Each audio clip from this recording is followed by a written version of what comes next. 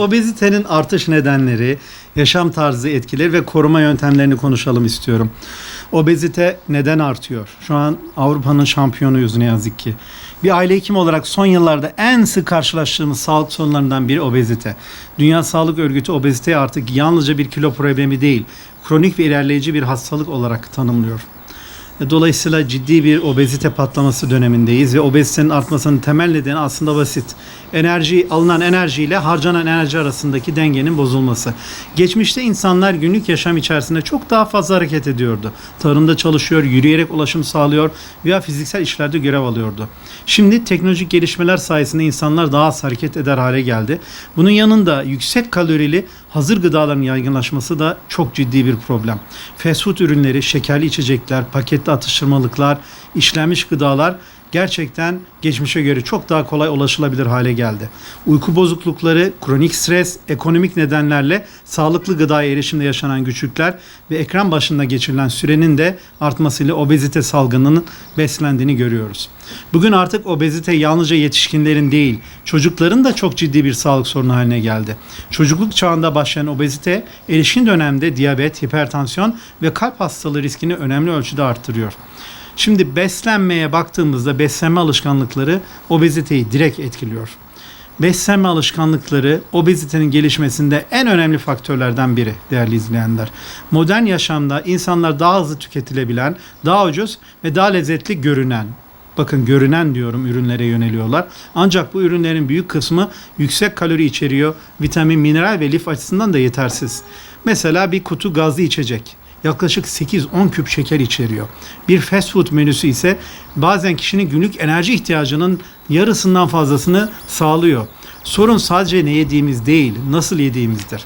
Hızlı yemek yemek, televizyon veya telefon karşısında yemek yemek, gece geç saatlerde beslenmek ve porsiyon kontrolü yapmamak kilo artışını çok kolaylaştırıyor.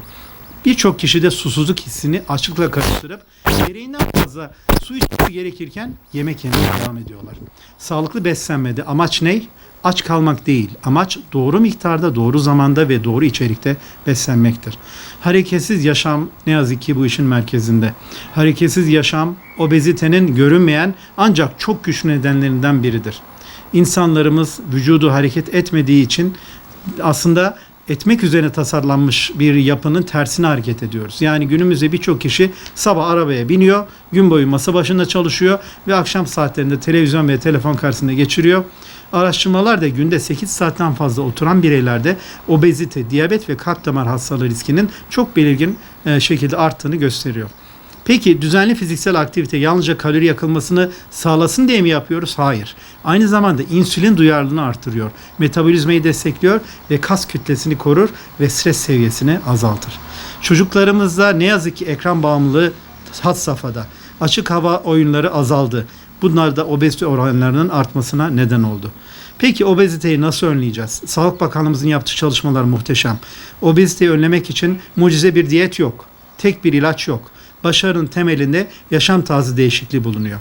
Öncelikle şekerli içeceklerin tüketimini azaltacağız. Su temel içecek haline gelecek. Bu çok önemli.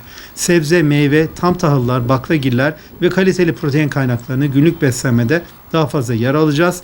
Günde 2 öğünü aşmayacağız. Haftada en az 150 dakika orta yoğunlukta fiziksel aktivite yapacağız. Bu süre günde yaklaşık 30 dakikalık tempolu yürüyüşe karşılık geliyor. Öğlen yemeğimizi mümkün olduğu kadar geç, akşam yemeğimizi mümkün olduğu kadar erkene çekeceğiz. Yeterli uykuda kilo kontrolünde çok önemli. Uyku eksikliği açlık hormonlarını etkiliyor. Kişinin daha fazla yemek istemesine sebep oluyor. Düzenli sağlık kontrolleri yaptıralım ve kilo artışını erken dönemde fark ederek önlemlerimizi alalım. Hepimizin evinde bir baskül olsun. Her sabah bakalım kilomuza. Peki toplumsal bilinci nasıl artıracağız obeziteyle mücadelede? Bu sadece bireyin sorumluluğu değil. Bu mücadeleyi beraberce yapacağız. Aileler, okullar, medya, yerel yönetimler ve sağlık sistemi hep beraber bakanlığımızla. Çocuklara küçük yaşlardan itibaren sağlıklı beslenme alışkanlıklarını kazandırabiliriz. Okul kantinlerinde mutlaka sağlıklı seçenekleri arttıracağız ve fiziksel aktiviteyi teşvik edeceğiz.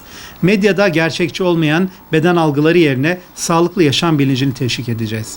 Şehir planlamalarımızda yatay mimariyle, yürüyüş yollarıyla, bisiklet yollarıyla ve spor alanlarıyla arttıracağız. Unutmayın, unutmayın ki obezite yalnızca bir estetik konusu değil.